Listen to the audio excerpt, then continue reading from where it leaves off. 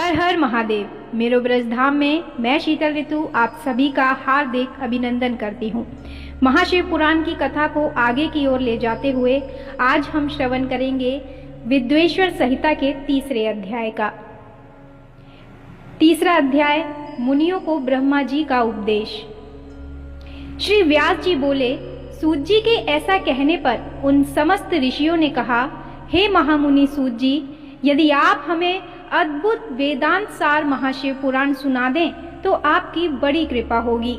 मुनियों से ऐसा सुनकर शिव जी का स्मरण करते हुए सूत जी प्रसन्न होकर बोले, अच्छा तो अब आप लोग इस अनामय शिव महापुराण को ही सुनिए, जो समस्त वेदों का सार है और जिसमें भक्ति, ज्ञान और वैराग्य तीनों का वर्णन है।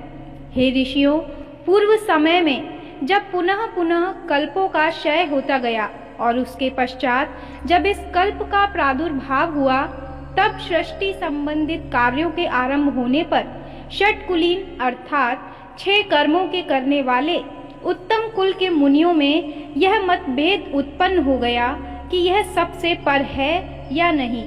तब इसके निर्णय के लिए वे लोग ब्रह्मा जी के पास गए।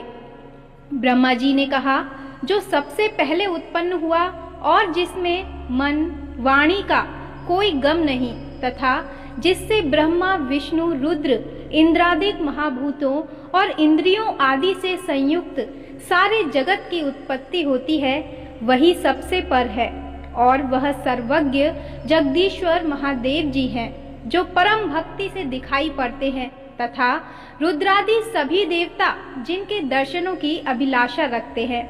अधिक क्या कहूँ, शिव जी की भक्ति से संसार का जाल कट जाता है।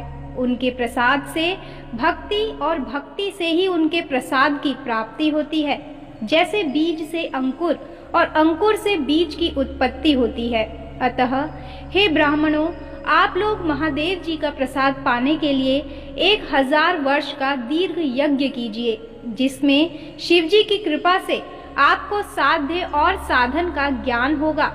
इस पर मुनियों ने पूछा, हे सूत जी, यह साध्य और साधन क्या है?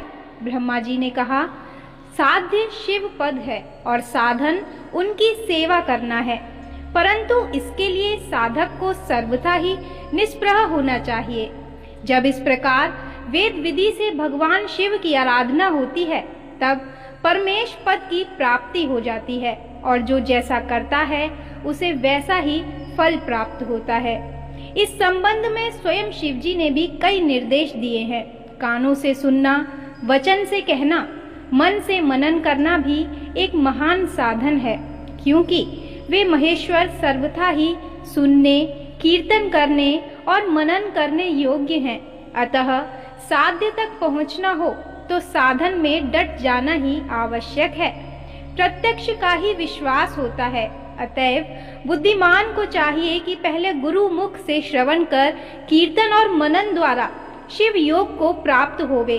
संभव है कि साधन में पहले तो कुछ क्लेश प्रतीत हो, परंतु पीछे आनंद मंगल ही प्राप्त होता है। इति श्री शिव महापुराण विद्वेश्वर संहिता का तीसरा अध्याय समाप्त। ओम नमः शिवाय। हर हर महादेव।